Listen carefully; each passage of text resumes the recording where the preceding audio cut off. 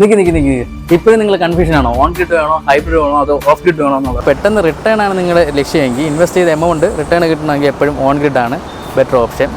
അതിലുള്ള ഒരു പ്രശ്നം എന്ന് പറഞ്ഞാൽ കറണ്ട് പോയാൽ ബാക്കപ്പ് ഉണ്ടാവില്ല. അതിന് നമുക്കൊരു സൊല്യൂഷൻ ഉള്ളത് ഒരു ബാറ്ററി ഇൻവെർട്ടർ വെച്ചാൽ മതി. ഇപ്പം പൊതുവേ എല്ലായിടത്തും കറണ്ട് പോക്ക് വളരെ കുറവാണ്.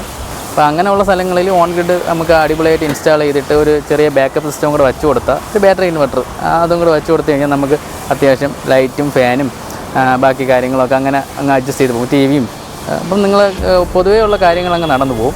ഇൻവെസ്റ്റ് ചെയ്ത എമൗണ്ട് ഒരു റിട്ടേൺ ആയിട്ട് നിങ്ങൾക്ക് വരികയും ചെയ്യും. 3-4 വർഷം കഴിയുമ്പം ഫ്രീ എനർജി പോലെ നിങ്ങൾക്ക് ഉപയോഗിക്കാനും പറ്റും.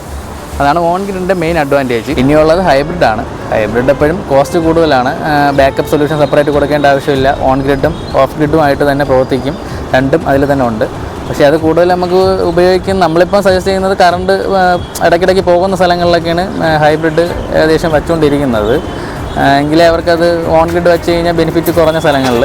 പക്ഷേ അല്ലാത്ത സ്ഥലങ്ങളിൽ വയ്ക്കാൻ കുഴപ്പമൊന്നുമില്ല. പക്ഷേ വെച്ച് കഴിഞ്ഞാലുള്ള പ്രശ്നം നമുക്ക് റിട്ടേൺസ് കിട്ടാൻ ടൈം എടുക്കും, നല്ല ടൈം എടുക്കും. റിട്ടേൺസ് അത്യാവശ്യം ബാറ്ററി കോസ്റ്റും ലിഥിയം ബാറ്ററിയൊക്കെയാണ് ഇപ്പോൾ വരുന്നത്. അപ്പോൾ അതിൻ്റെ ടൈം എടുത്തേ പറ്റുള്ളൂ. ഓൺ ഗ്രിഡിൽ പോലെ പെട്ടെന്ന് റിട്ടേൺസ് നമുക്ക് പ്രതീക്ഷിക്കേണ്ട. അവസാനമായിട്ട് വരുന്നത് ഓഫ് ഗ്രിഡാണ്. ഇപ്പോൾ KCB എത്താത്ത സ്ഥലങ്ങളിലും അല്ലെങ്കിൽ KCB പൂർണ്ണമായിട്ടും നമുക്ക് കട്ട് ചെയ്യണമെന്നുള്ള അങ്ങനെ എന്തെങ്കിലുമൊക്കെ ഉണ്ടെങ്കിൽ നമുക്ക് ഓഫ് ഗ്രിഡ് ഉപയോഗിക്കാം.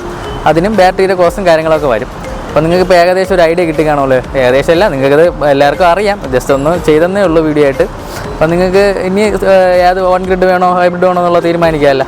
ഓക്കെ, അടുത്തൊരു വീഡിയോ കാണാം.